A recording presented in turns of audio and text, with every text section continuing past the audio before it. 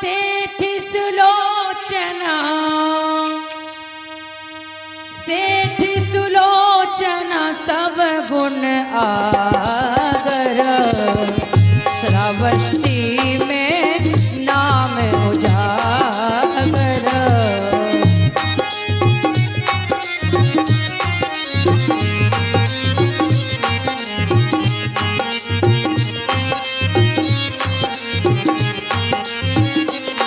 ओ सेठ सुलोचना सब गुण आगर, सेठ सुलोचना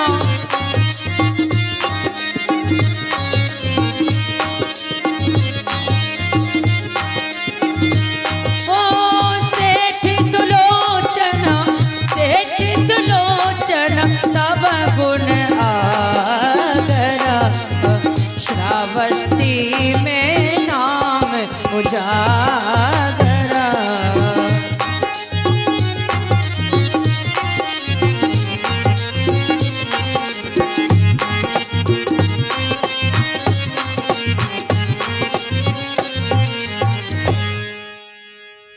सेठ सुलोचना सब गुण आगर, श्रावस्ती में नाम उजागर। श्रावस्ती में उनका बहुत बड़ा नाम है। और इसी बीच 50-50 मुद्राओं से हमारे भैया सुखवीर पाल किला से, सुशील साख के किला से मुझे विदाई दी है। समापन के दिन पे मैं हार्दिक स्वागत वंदन करती हूँ। सेठ सुलोचन सब गुण आगर, सभी गुणों से परिपूर्ण, बड़े अच्छे स्वभाव के सेठ रहते हैं। धीरे धीरे समय बीता, उनकी पत्नी है ना, कई सालें बीत गई, उनकी कोख से किसी बच्चे का जन्म नहीं हुआ। आप जानते हैं जिसकी गर्भ से कोई बच्चा ना जन्मे उसकी क्या दुर्दशा होती है। शाम को भी देखा था, आपने सुना था, यही उसके साथ हुआ। एक दिन की बात पत्नी ने अपने पति से कहा, लेकिन पति समझाते। धीरे धीरे समय बीता ना, दोनों दुखी रहते। कुछ सालों के बाद में सेठानी उनकी गर्भ धारण करती है। माताओं बहनों, ये कथा आपके लिए बहुत जरूरी है, सबके लिए। आज लास्ट कथा है और आज के दिन विशेष हमारा आपसे निवेदन है कि आप ध्यान से जरूर सुने। इसी बीच श्रद्धे सरोजा देवी wife of doctor Rajkumar Singh Diwakar जी की धर्म पत्नी मुझे 101 मुद्राओं से विदाई कर रही। मेरी समापन के दिन पे हार्दिक स्वागत करती हूँ। कई सालों के बाद सेठानी ने गर्भ धारण किया ना, सेठानी खुश होने लगी। धीरे धीरे समय बीता है। 9वां माह जब बीतने को आया तो सेठानी ने, लड़का की आस हर किसी की होती है, मेरे यहाँ बेटा आएगा। जब गर्भ प्रसव पूरा हुआ ना, सेठानी को पता चला कि उनकी गर्भ से एक बेटी का जन्म हुआ। बिटिया ने जन्म लिया है। सेठानी को खुशी हुई, कम से कम बांझपन का दोष तो खत्म हो गया, कोई ना कोई संतान तो है।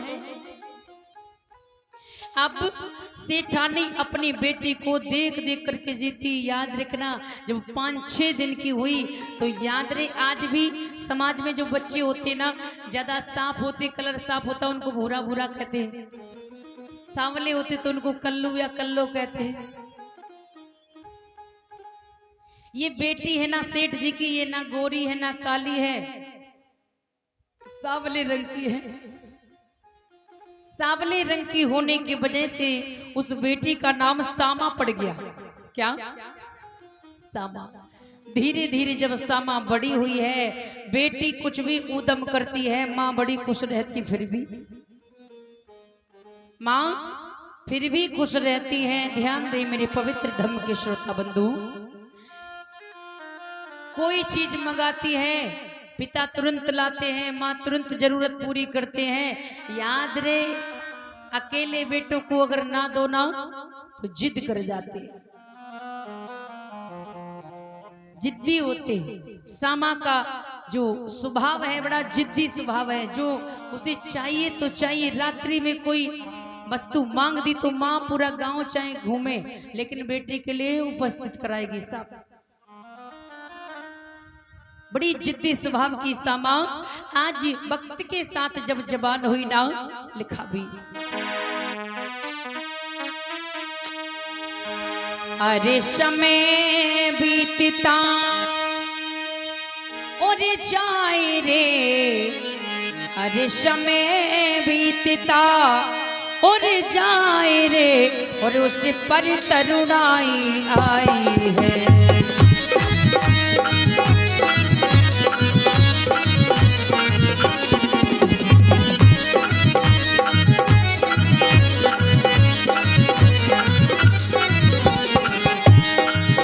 अरे समय बीतता जाए रे, उस पर तरुणाई आई है।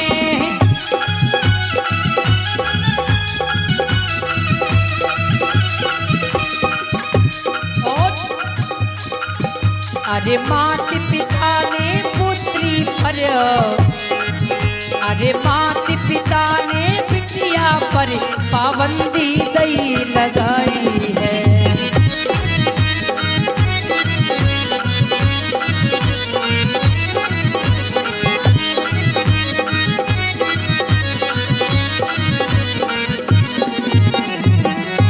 समय बीतता जा रहा है, समय के साथ जब वो लड़की तरुणाई आई है, यानी जवानी आई है, जवान हुई, 16 वर्ष की हुई, उसी समय कई बार ऐसा होता है हमारे साथ में कि जब हमारे समाज में बेटियां बड़ी होती, जवान 15-16 साल की, तो माँ पिता कहते हैं,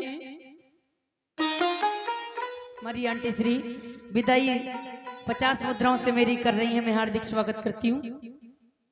जब वो बेटी जवान हो गई ना, हमारी आपकी बेटियां जवान हो जाती तो कहते देखो अब बेटियां बड़ी हो गई हो, अब कहूँ बैठो उठो ना करो, घर से बाहर ना जाओ करो, पाबंदी लगा देते कि घर में ही रहना है, अब तुम्हें बाहर नहीं जाना है। और ऐसा ही सेठ सेठानी ने पाबंदी लगा दी। सेठ जी ने कहा देखो बिटिया जवान होने लगी है, अब इसको बाहर घूमना मना है, किसी सहेली के साथ नहीं घूमना है, कोई सहेली घर में नहीं आ सकती है, कोई बिटिया घर में नहीं आएगी, पाबंदी लग गई। लेकिन याद रखना माताओं बहनों भाइयों, बेटियों को समाज में जरूर आप लोग आजाद रखें, मौका तो दीजिए। समाज में अच्छा बुरा क्या हो रहा है, किसके बारे में कैसी बातें होती हैं, ये माहौल का पता बच्चियों को होना चाहिए। कि कोई बेटी गलत करती ना, उसकी बुराई होती तो बेटियों को नसीहत मिलती है, हम ऐसा कार्य नहीं करेंगे जिससे हमारी बुराई हो, जिससे हमारे बारे में लोग गलत बातें करें। याद होना चाहिए कि पिंजड़ा कितना भी सोने का हो, लेकिन पिंजड़ा तो पिंजड़ा ही होता है। याद रहे, घर में सामा रहने लगी, उससे कोई सहेली मिलने नहीं आती और ना ही किसी सहेली के साथ घूमने जाती, माँ के साथ अकेली रहती। कई बार ऐसा होता हमारे समाज में, माताएं कुछ ऐसी होती, जब बहू आ जाए या जवान बेटी हो जाए तो जवान बेटी या बहू खाना बनाती हैं, माताएं बहनें फुर्सत रहती हैं, फिर पंचायत लगाती हैं। जब तक 2-4 जगह पंचायत ना जोड़ी लेती तब तक खाना ना आया जमोत होती पंचायत। और ऐसी ही आदत सामा की माँ की भी है। सामा जब बड़ी हो गई, घर में जो भी काम थोड़ा बहुत है वो सामा को सिखाती कराती। सामा जब करने लगती तो अब फ्री हो गई, सुबह खाना खाया, नहाया धोया, काम से निवृत्त हुई और सुबह निकल लेती और सीधा फिर घूम करके शाम को ही आती। अब सामा बिल्कुल अकेली, कोई सहेली नहीं आती, कोई सहेली से मिलने भी नहीं जाती है। उनके घर में एक व्यक्ति आता है, कौन? पुष्पक माली है नाम सुनो, जो करे बाग की रखवाली, और छोटा सा बेटा सुधाकर है, घुमा करता डाली डाली। पुष्पक माली है ना, उसका एक बेटा है जिसका नाम सुधाकर है। पुष्पक माली बाग की रखवाली करता है, सुबह ही फूल तोड़ करके सेठ जी के महल तक पहुंचाने का काम करते हैं पूजा करने के लिए। एक दिन की बात है, पुष्पक की तबीयत खराब हो गई, बुखार आ गया, कोई प्रॉब्लम हो गई शरीर में। पुष्पक ने कहा अपने जवान सुधाकर से, अपने जवान लड़के से कहा कि सुधाकर मैं बीमार हूं, मुझे परेशानी है, अब मेरा काम तो आपको करना पड़ेगा। सुधाकर ने पिता की आज्ञा मांगी और पुष्प तोड़े सेठ जी के घर तक पहुंचाने का काम किया। उस समय सेठानी घर पे नहीं थी। माताओं बहनों, कहां गई? पंचायत में। सुधाकर ने कुंडी खटकाई, सेठानी जी, सेठानी जी कुंडी खोलो। अब सामा ने सोचा पता नहीं कौन आवाज लगाने लगा। फिर से आवाज आई, सेठानी कुंडी खोलो। अब सेठानी हुए तो खोले। सामा ने जब 2-3 बार आवाज सुनी ना तो बाहर निकल के आई कुंडी खोल के। उसने देखा कि एक बहुत सुंदर लड़का फूल देने आया। कहने लगा अरे बहन जी सेठानी घर पे नहीं है। बोले नहीं मम्मी नहीं है घर पे। ये लो ये फूल है ना, सेठानी को बता देना पुष्पक की तबीयत खराब हो गई, मैं पुष्पक का बेटा हूँ, मैं आज लेकर के आया हूँ फूल। बोले ठीक। अब सुधाकर फूल देकर तो चला गया, लेकिन सामा के दिल में उसकी सूरत बस गई। सोचने लगा कितना सुंदर है, कितने अच्छे से हमसे बात करता है ना। वैसे भी मेरे साथ कोई मेरे पास नहीं है, मुझे अच्छा नहीं लगता है, टाइम पास नहीं होता है ना। अब सामा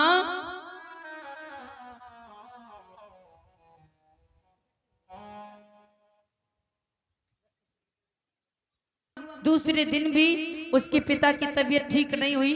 दूसरे दिन भी आया, बहन गेट खोलो, कौन है? सेठानी जी है। सामा ने गेट खोले और सामा ने बड़े प्रेम से कहा सुधाकर पता है मेरी माँ पूरे दिन बाहर रहती, मेरे पास कोई मेरी बहन या सहेली नहीं है, तुम मेरे साथ कुछ दिन देर तक बैठा करो, हमसे बात करा करो, क्योंकि हमें अच्छा नहीं लगता है घर में अकेले। सुधाकर बोला ना जी ना, काम है मेरे पास, तुम्हारी तरह फ्री नहीं हो। चला गया। पुष्पक की तबीयत ठीक नहीं हुई। अब रोज सुधाकर काम करता है, रोज सामा इंतजार करती, अंदर ही अंदर उसको प्रेम करने लगी। एक दिन सुधाकर जैसे ही आया तो सामा ने गेट बंद कर लिया, उसको अंदर कर लिया और कहने लगी सुधाकर पता है मैं तुम्हें कितना प्रेम करती हूँ, क्या तुम मुझे प्रेम नहीं करते? सुधाकर कहने लगा बहन ये तुम क्या कह रही हो, क्योंकि आप सेठ की बेटी हूं, मैं एक नौकर का बेटा हूं, अगर सेठानी ने जाना, सेठ ने जाना, फांसी लगवा दोगी, मारा जाऊंगा, इसलिए बहन निवेदन करता हूं मुझे छोड़ दो। कुंडी खोल करके भाग गया सुधाकर। जब भाग गया है सामा रोती बिलखती रह गई। सामा ने शाम को भोजन नहीं किया, सुबह का समय था, पूरे दिन भोजन नहीं किया, पूरी शाम को भी भोजन नहीं किया, है ना। अब वो सुबह का इंतजार कर रही, कब सुबह हो जाए, कब सुधाकर आए तो मेरी आंखों को, मेरे दिल को सुकून आए। जैसे ही दूसरी सुबह हुई ना, सुधाकर आया, सामा को तो इंतजार ही था। गेट खोला, सुधाकर आया, कहने लगी सामा रो करके सुधाकर पता है ना, तुम्हें पता होना चाहिए जब से तुम मुझे छोड़ करके भाग गए थे ना, मैंने कल से खाना नहीं खाया, मैंने शाम को भी खाना नहीं खाया, मैं तुम्हें प्राणों से भी ज्यादा प्रेम करती हूँ।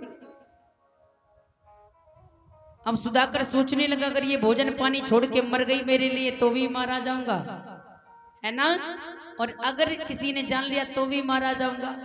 कहने लगा कोई बात नहीं सामा, मैं आपसे प्रेम करता हूँ, झूठी ही कह दिया, लेकिन झूठा प्यार एक दिन जब आपस में मिलते रहे, आता रहा सुधाकर, एक दिन वो प्रेम हकीकत में बदल गया, सच्चा प्रेम हो गया। अभी सामा को ना पता है घर में का हो रो, अम्मा को मम्मी को ना पता घर में का हो रो है, ख्याल नहीं है। एक दिन की बात है, सुधाकर को तो सामा को चिंता नहीं, क्योंकि मम्मी शाम को ही आती है, सामा को कोई चिंता नहीं, पूरे दिन उसके साथ काम, उसके साथ रहती है, बात करती है, प्रेम करती है, लेकिन जैसे शाम होने को आती है पता चलता है माँ इतने टाइम आती है, सुधाकर को पहले ही निकाल देती है। एक दिन की बात, कोई त्योहार आ गया पास में, त्योहार जब आता है आप जानते घर में साफ सफाई लिपाई पुताई तमाम काम होते हैं, तो सब अपनी लिपाई पुताई गांव में कर रहे थे, सेठानी गांव में गई तो सब काम में बिजी है, कोई बैठो ही रहा है, तो सामा की अम्मा गई तो, लेकिन कहू ने बैठा रो ना, काहे काम कर रहे सब, ताकि मारे नाय बैठा रो। तो सामा की माँ तुरंत ही 1.5 घंटा बाद 1 घंटा बाद लौटी आई। जब लौटी आई, अब सामा को तो यही पता है कि शाम को ही आएंगे। अब सामा सुधाकर दोनों बात कर रहे। सामा ने सुना है बिटिया बात कर रही है। अब जे जमाना ना है कि घर में टीवी चल रही, बिटिया टीवी देख रही या मोबाइल में कहू से बात कर रही। मैया को चिंता हुई किससे बात करी, कौन घर में आया। पर्दा उघाड़ करके देखा, जंगले से देखा क्या सामा सुधाकर से बात कर रही। एक पलंग पर बैठी ऐसे बात कर रही जैसे उसका कोई प्रिय प्रेमी हो। सामा की माँ के पैरों की तले जमी खसक गई। हो ये हो रहा, आने दो सेठ जी को बता दूंगी। जैसी खटपट सामा ने सुनी माँ के पैरों की, जान गई माँ आ गई। दूसरे दरवाजे से सुधाकर को भगा दिया। शाम को सेठ आए। आज सेठानी कहने लगी, अरे सुनो जी, अरे सुनो जी, अरे ध्यान दे के सुनो। पता है सेठ जी, पता है अब बेभाग्यवान इतना क्यों चिल्ला रही है, क्या बात है। बोले पता है जितनी मैं परेशान हूं ना। अरे परेशानी का कारण तो बता। बोले अगर आप भी सुनोगे तो आप भी ऐसे ही परेशान हो जाओगे। अभी आराम से पानी तो पी लेने दे। बोले अगर मैंने बता दिया बाद में आप पानी नहीं पियोगे, इसलिए पहले पानी पी लो।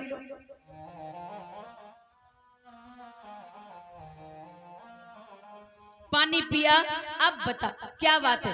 अरे कुछ भी नहीं, पता है आराम से, क्योंकि अगर बताएंगे तो पता है हो सकता है पिताजी डांट दे तो बिटिया रोने लगेगी, और बिटिया से प्रेम बहुत है, रोए ना बिटिया। कोई बात ना है सेठ जी, पता है तुम्हारी बिटिया 16 साल की हो गई है, इसकी शादी कर देनी चाहिए। वैसे जाते छोटी छोटी बिटिया की शादी हुई गई, हाँ शादी कर देनी चाहिए। सेठ जी कहे अरे भाग्यवान, पता होना चाहिए एक बेटी है, 10-12 बेटियां नहीं है कि वही शादी करते समय बीतेगा। एक बेटी है, हो जाएगी 20 साल की कम से कम, तब शादी करेंगे, अच्छे से करेंगे। अकेली बिटिया, मेरी प्यारी बिटिया, तुझे ज्यादा मूड पे वजन है, तुझे बोझ लगती है बेटी। बोली नहीं। अब जान गई सेठानी की हमें लगता है 20 साल तक शादी ना करी, तुझे अम्मा पता नहीं कब चली जाए। हाँ जी कवे चली जाए। इसीलिए सेठानी ने जो देखा था सेठ जी को एक एक बात बताई। सेठ जी को विश्वास नहीं हुआ, कहने लगे अरे मेरी भोली बेटी, प्यारी बेटी, अकेली बेटी पर दोष लगाती है। बोला मेरी बेटी को कहाँ है। बेटी को सामने बुलाया, सामने बुलाया ना, एकदम से कहा बेटी एक बात बताओ सामा, अम्मा क्या कह रही है, क्या माँ ठीक कहती है।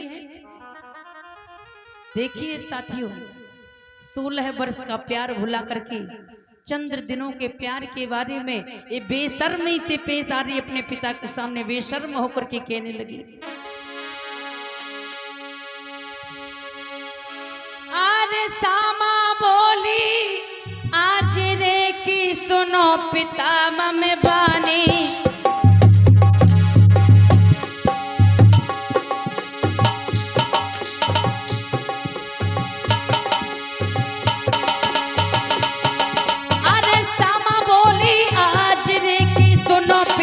में बानी। अरे मैंने किन्हों प्यार रे, मैंने किन्हों प्यार रे, जा में नया ना कानी।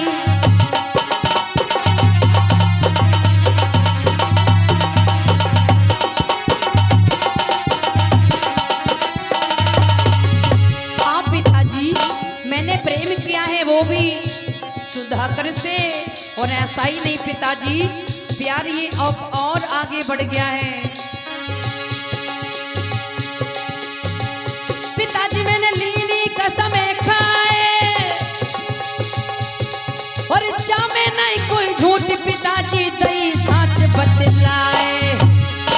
माता मेरी बेटियों, अरे मैके में चली हो संभाल के, ससुरे में काटी गए हो।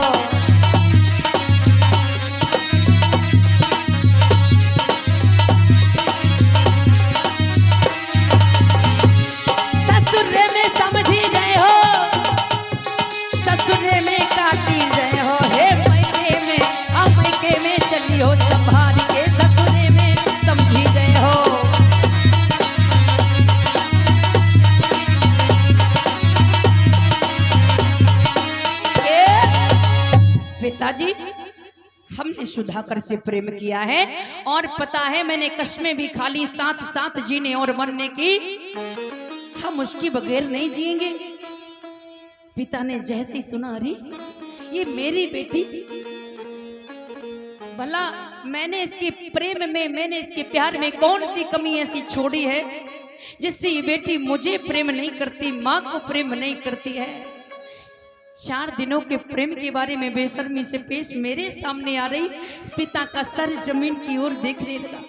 पिता की आंखें जमीन की ओर झुक गई, नीचे झुक गई, सर से हाथ मार करके बैठ गए, दुखी होने लगे।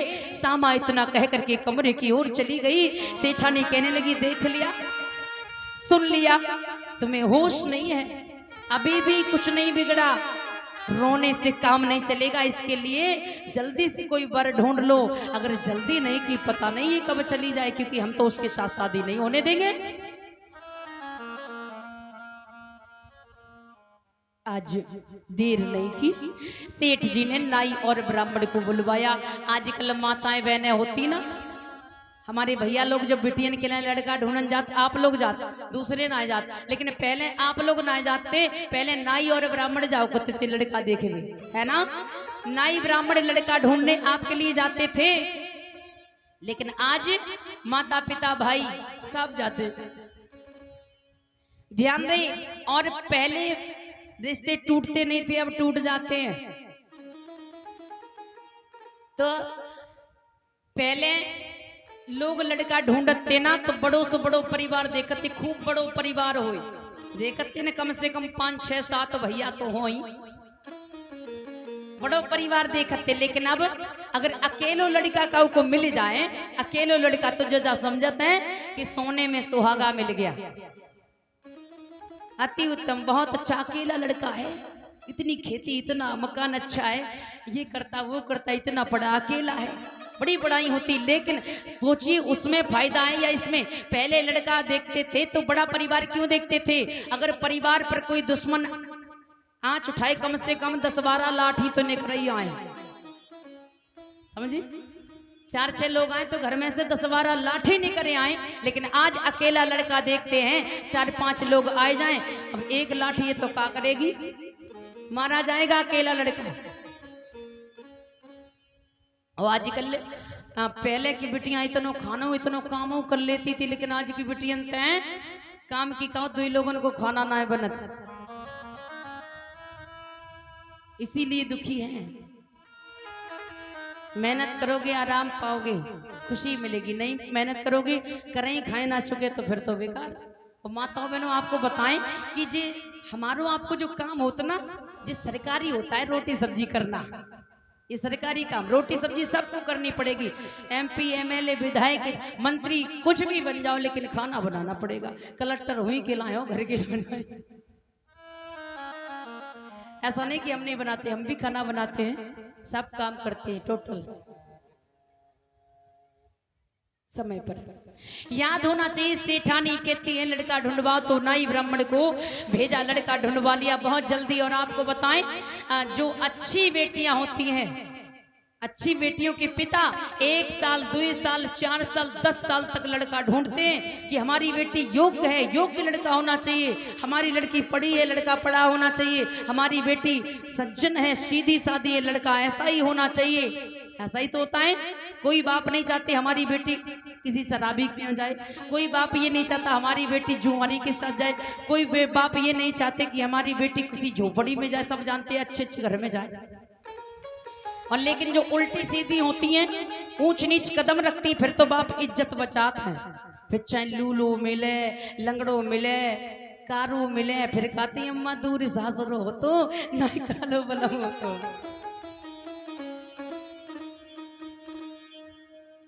हैं? बाप इज्जत बचाते हैं अपनी, इसलिए बेटियों जीवन को संवारना है। एक जीवन है, शादी जिस दिन आप पैदा होती ना, जिस दिन आपके चरण धरती पर पड़ते, जिस दिन माँ की गर्भ से आप आते हैं ना, उसी दिन बाप सोच लेता है कि लड़की हुई है, किसी के आगे सर झुकाना पड़ेगा, इसकी शादी करनी पड़ेगी। अरे जिसने तुम्हें जन्म दिया है ना माताओं बहनों, उसको पता होना चाहिए, उसके हाथ में है शादी, उसका विचार है। शादी करना आपका विचार नहीं हो सकता। आपको जो मौका दिया जा रहा है, आपसे जो काम दिया जा रहा है, उस काम को करिए, कर्तव्य पालन करिए। जो बाप का कर्तव्य है, माँ का कर्तव्य है, वो माँ पिता अपने आप समय से कर्तव्य करेंगे। इसके लिए आपको जल्दबाजी नहीं होनी चाहिए, क्योंकि जीवन आपका है। ये किसने दिया? माता पिता ने। जीवन महान बनाएंगे तो माता पिता बनाएंगे। अगर ऊट पटांग चलोगे ना, आपको उल्टे सीधे घर में पटका जाएगा, जिंदगी भर रोगी। याद रहना, याद रखना। आज जल्दी ही लड़का ढूंढवा लिए गए। नाई ब्राह्मण आए, कहने लगे सेठ जी लड़का बढ़िया है, घर मकान ठीक है, सेठ को लड़का है, लेकिन थोड़ो सामलो है। कोई बात नहीं, चलेगा चलेगा। समय पर शादी जल्दी पक्की कर देगी, मात्र 15 दिन की। कितने दिन की? अब सामा को कछु ना पता।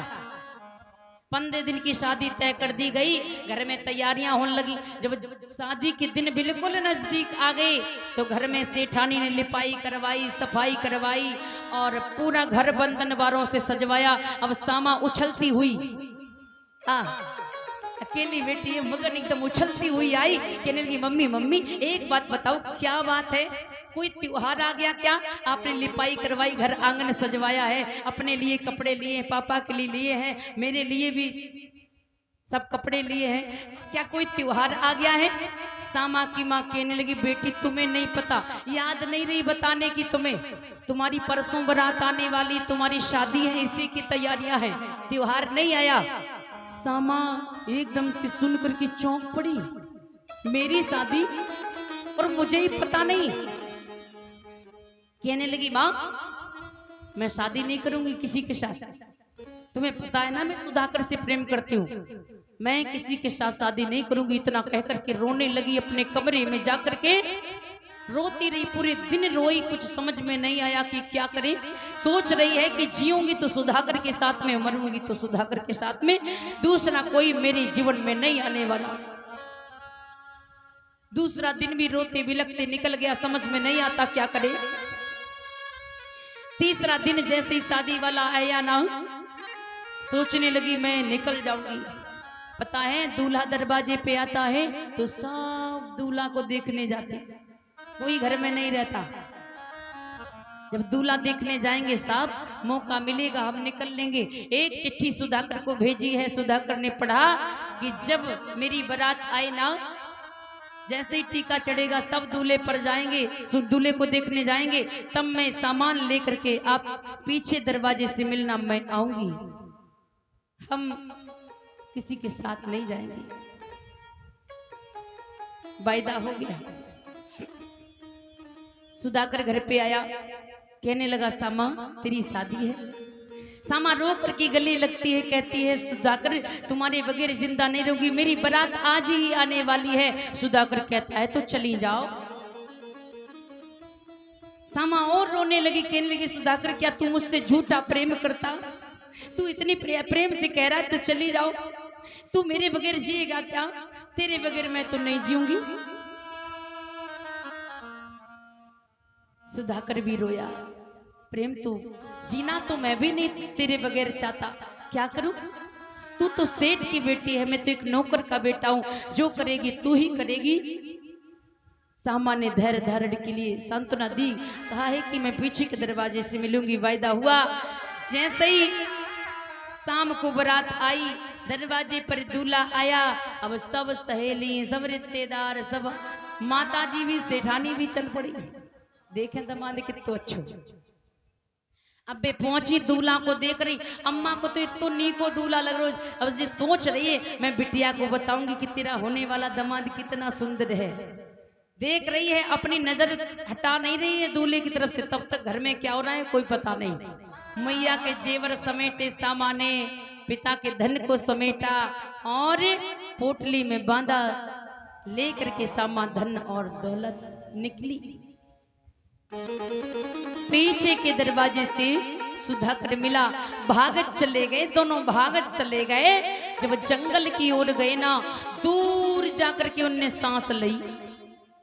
मरी दीपेंद्र भैया जी सुल्तानपुर से 20 मुद्राएं विदाई दिया है आपने, हार्दिक स्वागत करती हूँ।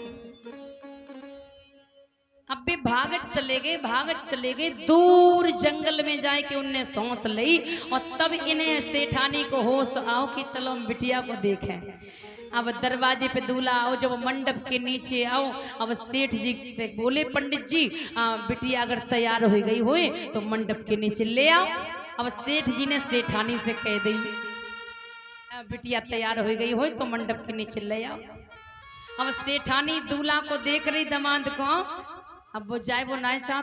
सेठानी ने और लोगों से कह दी जाओ बिटिया तैयार हो गई हो तो लेके आओ। अब वे लोग गए कमरा में, देखो सामा है ही ना है, कहाँ गई? चली गई, सामा चली गई है नहीं। आज तुरंत आई सेठानी को बताया, बोली सेठानी जी वहां तो सामा नहीं है। अब सामा की माँ को चिंता हुई, गई कहाँ है ना, जिसकी बेटियां गलत होती है उसे टेंशन होती है। अब एकदम से चौंक पड़ी, गई कहाँ? सेठानी आई, कमरे में देखा सामा नहीं, किचन में देखा नहीं, वॉशरूम में देखा नहीं, सब कमरे ढूंढ लिए। अब सोचने लगी हो सकता है कि कोई सहेली से मिलने पड़ोस में ना बैठी हो। पूरे पड़ोस को चुपके चुपके से ढूंढवा लिया, पूछ लिया कहीं सामा तो नहीं आई। अब फिर पंडित जी कान लगे, सेठ जी अगर बिटिया तैयार हो गई हो तो ले आओ। फिर सेठ जी चिल्लाए, क्यों सेठानी सुनती ना है, बिटिया का तैयार ना है भाई। अब जे जमानो ना है तो कि ब्यूटी पार्लर गई है, घर पे ही तैयार कर दी जाती थी। हाँ, अब सेठानी कछु बताए ना पारी, धीरे चुपके से पूरा गांव ढूंढवा लिया सेठानी, लेकिन सामा भी है ही ना, यन तो मिले हैं कहाँ। फिर तिवारा पंडित जी ने कही बिटिया तैयार हो गई हो तो ले भाई ले। अब क्या करता हूँ, कितनी देर में बिटिया तैयार हो पाया, मैं दूसरी शादी पढ़ने, तुम्हारी एक शादी ना पढ़ने। सेठ जी ने कहा क्यों सेठानी अबे कहाँ गई सामा, तैयार नहीं करी गई क्या? सेठानी ने कहा सेठ जी अब बिटिया मिली ना है, घर में ना है, पूरे मोहल्ला में ना है, पूरे गांव में ना है, हमें लगत बिटिया घर से चली गई। अब ज्यादा देर ना है भाई, यही कहूँ हुई है, पास ही में जंगल में ढूंढवाई लियो। तो तुरंत ही सेठ जी ने खोजी भेजे, खोज करने के लिए पूरे जंगल ढूंढ लिया, लेकिन सामा नहीं मिली। जब सामा नहीं मिली फिर पंडित जी कान लगे, बताओ कितनी देर में बिटिया आए पे, हम लेट हो रहे, दूसरी भी शादी करनी है, पढ़नी है। सेठ जी ने हाथ जोड़े और कहने लगे पंडित जी ये बारात जो आई है ना, हम आपसे हाथ जोड़ते हैं कि इस बारात को यहां से लौटा दो। बोले क्यों? बोले मेरी बेटी जिसके साथ में शादी होगी वो तो है ही नहीं, मेरी बेटी घर में नहीं है, मेरी बेटी मेरे कुल में दाग लगा करके घर छोड़ करके भाग गई है। नाई ब्राह्मण भी उल्टा सीधा बोलते, बारात पक्ष के लोग भी उसको उल्टा सीधा बोलते, अरे सेठ तू कैसा सेठ है, इतना बड़ा व्यापार तू कैसे संभालता होगा, जरा सी बच्ची को नहीं संभाल पाया। सेठ का चेहरा नीचे झुक गया, एक तो बेटी की बिछुड़ जाने का गम और दूसरी बेइज्जती हो रही।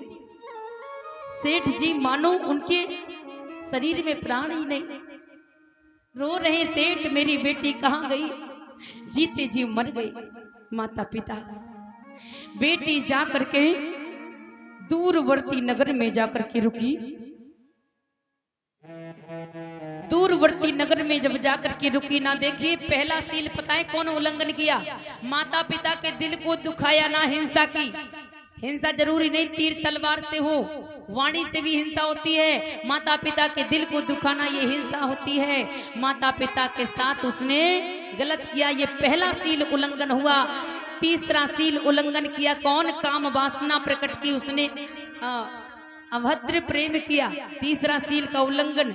और याद रहे दूसरा सील का भी उल्लंघन हुआ, माता पिता से बिना पूछे धन दौलत भी उसने, रुपए पैसे भी ले लिए थे। 3 सील उल्लंघन हुए ना। अब देखिए ये चौथा सील उल्लंघन करने वाली है। सुनिए मातृशक्ति माताओं बहनों, सीलों का पालन ना करने से हमारा जीवन क्या बन जाता है। आज सामा दूरवर्ती नगर में पहुंची और पहुंच करके ग्राम प्रधान के आगे, अब भाई कोई तुम्हारे गांव में आए, चिंता होगी पता नहीं कैसे लोग हैं, ऊट पटांग 2 नंबर वाले तो नहीं है। गांव के लोगों ने ग्राम प्रधान से कहा कि भाई हमारे गांव में पता है एक स्त्री और एक पुरुष आया, पता नहीं कौन है कहां से है। उसी समय ग्राम प्रधान आए तो उनसे हाथ जोड़ के कहने लगे, भैया तुम कहाँ से आए, कहाँ से आई, कौन हो? तो सुधाकर तो नहीं बोला, सामा आगे बढ़ी। सामा कहने लगी, मुखिया जी हम दोनों पति पत्नी हैं, हम दोनों पति पत्नी हैं। हमारे गांव में आग लग गई, जो जिधर भाग पाया वो उधर भाग गया। हम आपकी शरण में आए हैं, अगर मेहरबानी हो तो आप मुझे रख लीजिए अपने गांव में। क्या उसके गांव में आग लगी थी? मूसा वादा वीरमणि सिक्खा पदक समाध्यामी। उसने मुख से झूठ बोला, बोला ना 4 सील उल्लंघन हुए, अब 1 सील का क्या होगा, कोई मायना रखता है? नहीं। 4 अवगुण हैं, 1 अगर गुण है कल्याण हो सकता है? नहीं। सामा ने झूठ बोला ग्राम प्रधान को, दंपति भद्रति नहीं भल चीन्हा, दंपति भद्रति नहीं भल चीन्हा, और ग्राम प्रधान शरण घर दीना।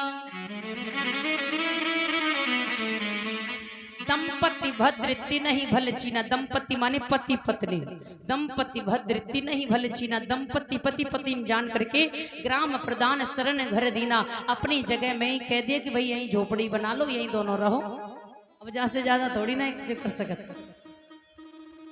सुधाकर ने लकड़ियों को काट करके झोपड़ी का ढांचा बनाया, पत्तों को डाल करके उसने छप्पर बनाया, झोपड़ी बना करके सामा को वहीं रखा। अब देखिए प्रेम से सामा सुधाकर रहने लगे। अपनी इकलौती पुत्री से बिछुड़ करके सेठ सेठानी तो भोजन भी नहीं करते। सामा सुधाकर एक साथ उधर दूरवर्ती नगर में रहते, धीरे धीरे समय बीता। इतना प्रेम दोनों में है, इतना प्रेम दोनों में है। इसका प्रमाण ये मिला कि सामा 1 साल के बाद तुरंत गर्भ धारण करती। उसका प्रेम सफल हो गया, कहने का मतलब गर्भ धारण करती। जब सामा ने गर्भ धारण किया ना, खुशी खुशी, अब तो हमारी अभी तो 4 आंखें थी, हम 2 लोग थे। हमारे घर में हमारा बारिश आने वाला है, हमारा बेटा आएगा, हमारे आंगन में खेलेगा, मैं गोद खिलाऊंगी, ऐसा होगा वैसा होगा, बड़ा होगा, बहू आएगी, नाती होंगी, तमाम ख्वाब हैं। धीरे धीरे जब 9 माह बीत गए, सामा को धीरे धीरे सामा को ख्याल आया कि 9 महीने बीत गए हैं, अब प्रसव होने वाला है। पहला प्रसव का दर्द, परेशानी होगी ना, सेवा करने वाला यहाँ तो कोई भी नहीं है। तब उसे माँ की याद आई। सुधाकर से कहने लगी, सुधाकर मैं अब पीहर जाना चाहती हूँ, क्योंकि पता है तुम्हें, आयु पुण्य न किचाए जब प्रथम प्रसव कर काल, और पिया संग पीहर जान हित अनुमति मांगी शिवाल।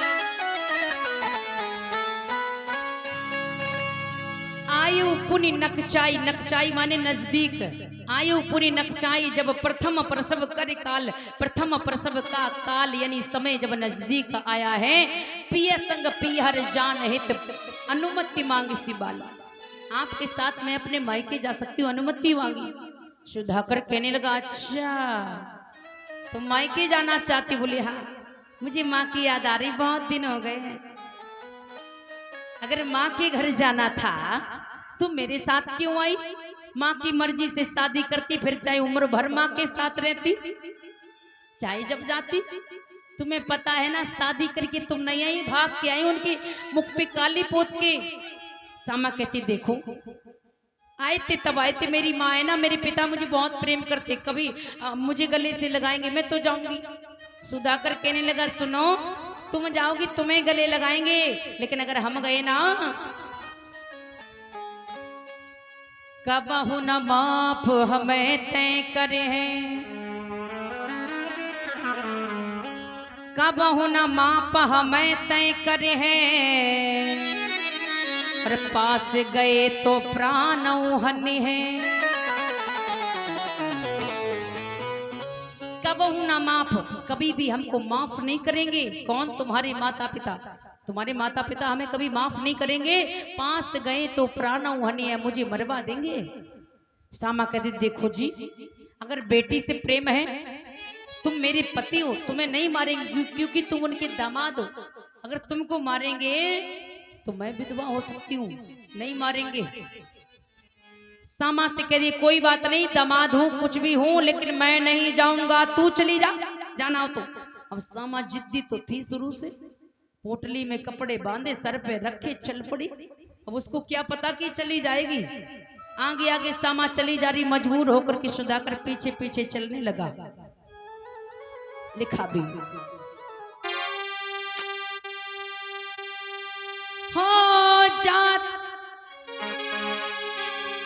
जाति असंगही, जाति असंगहिता कहीं देखी।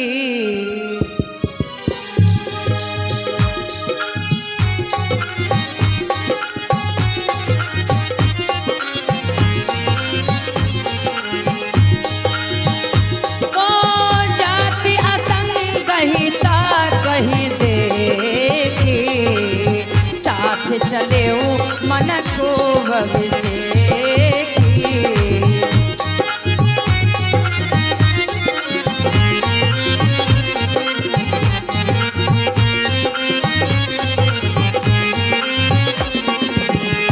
ओ भय पथ बीच प्रसव की पीड़ा, भय पथ बीच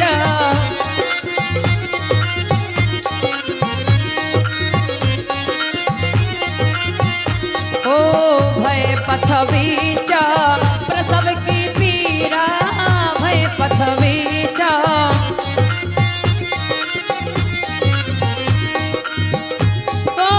भय पथ बीच, भय पथ बीच प्रसव कर पीड़ा। बैठ गई अथी अधीरा,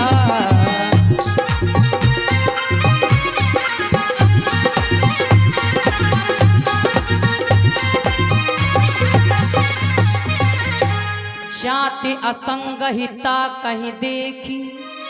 जात माने जाते, असंगई माने आ माने नहीं, संग माने संग, उसके साथ कोई नहीं है। जात असंगहिता कहीं देखी, उसको अकेले जाता हुआ देखा। साथ चले मन क्षोभ विशेखी, अंदर क्रोध में है, गुस्से में चला, साथ में चलने लगा। भय पथ बीच प्रसव कर पीरा, जब कुछ दूर जंगल में पहुंची ना, भय पथ बीच, भय माने हुई, पथ माने रास्ते में, प्रसव कर पीरा, उसके रास्ते में ही प्रसव की दर्द होने लगी, पीड़ा होने लगी। बैठ गई अति ऐठ अधीरा, अधीर होकर के, व्याकुल होकर के बैठ गई, पेट को पकड़ के एक पेड़ के नीचे। अभी धीरे धीरे दर्द हो रहा है ना। अब सामा सुधाकर में लड़ाई हुई ना, बात नहीं कर रही सामा, और जैसे जैसे दर्द बढ़ता चला जा रहा है, सोच रही है मैं क्या कहूं इनसे, पता नहीं क्या कहने लगे। और जैसे ही असहनीय दर्द हुई है, असहनीय पीड़ा, जो सहन नहीं हुई पीड़ा, एकदम से सामा कहने लगी देखो ना सुधाकर, बड़ी तेज दर्द हो रहा।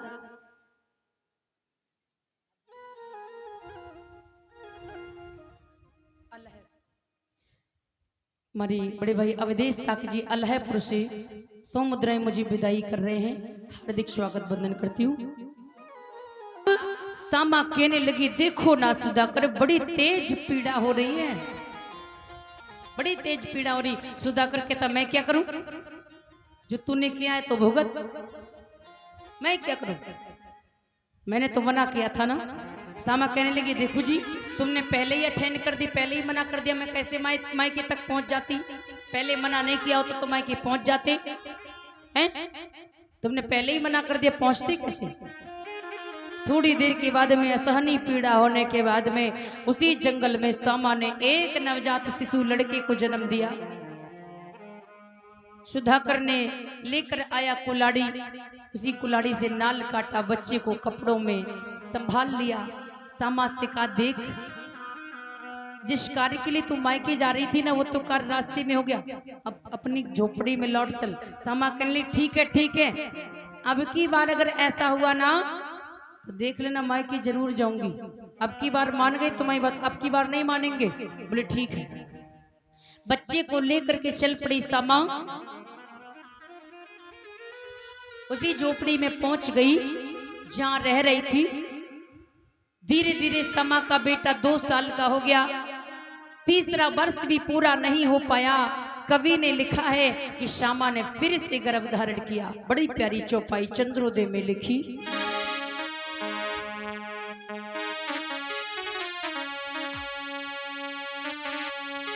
हो तीसरा वर्ष ना पूरन पावा,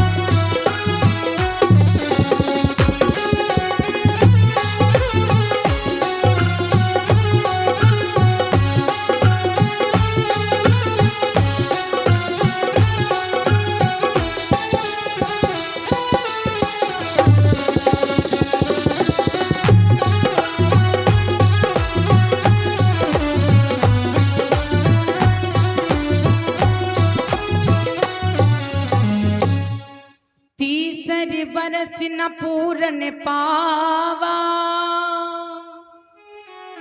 आग्र में अर्भ गर्भ मही आवा।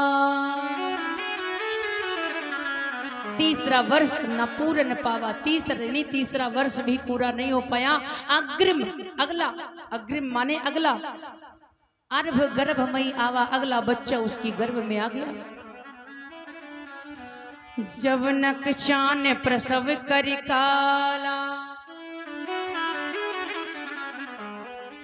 जवनक चान प्रसव करि काला,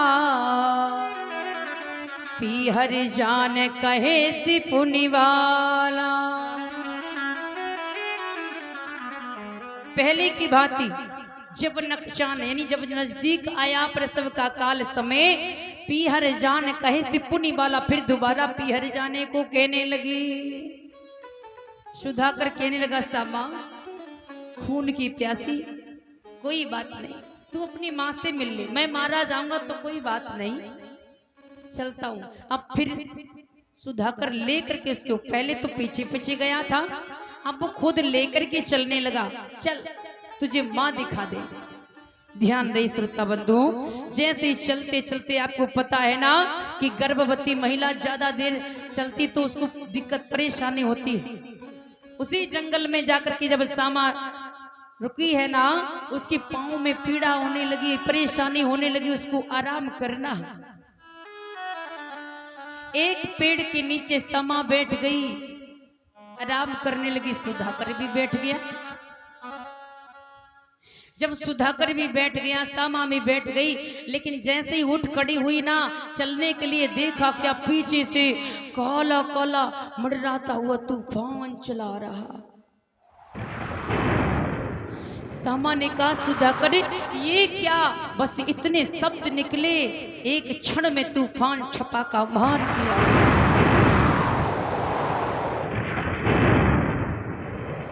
भयंकर तूफान चलने लगा, गरज गरज करके बादल भीषण वर्षा करने लगे।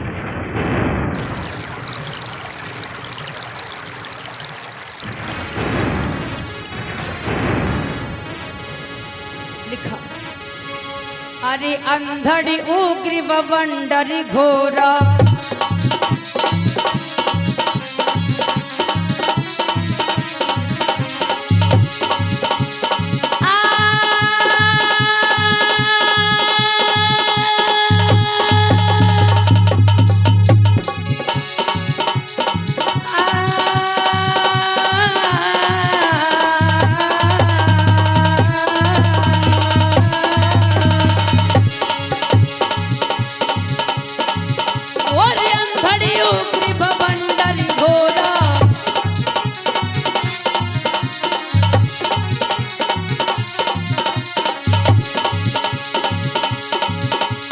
घुमड़ घिरे घन चारी ओरा।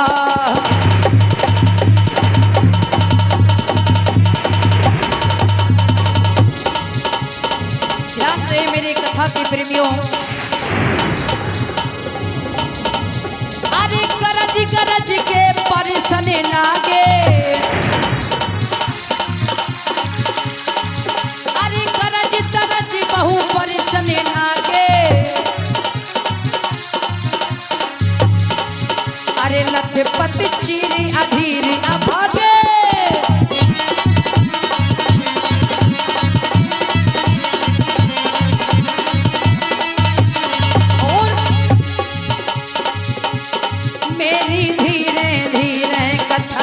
दाया के कौन पड़ी रही है।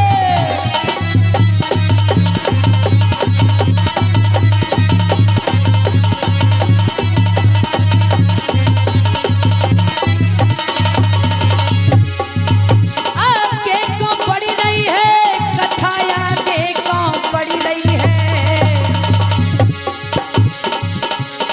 मेरी धीरे मेरी धीरे मेरी धीरे धीरे कथा दाया के कौन पड़ी रही है।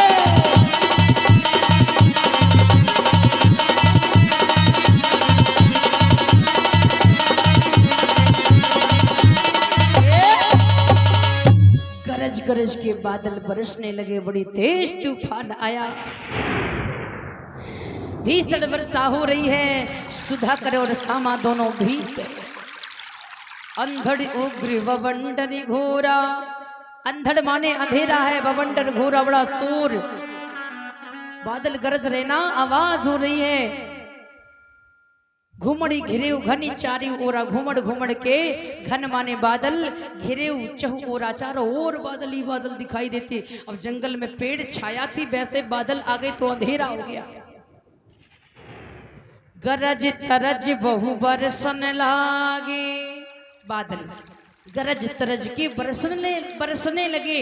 लथपथ चीर अधीर अभागे, वो दोनों अभागे उसी जंगल में भीग गए, उनके कपड़े भीग गए। और याद रखना, बादल जो गरज रहे ना, उस गरजने की धमक जब उसके गर्भ में लगी है ना, उसी समय प्रसव का समय तो नजदीक ही था, प्रसव की पीड़ा प्रारंभ हो गई।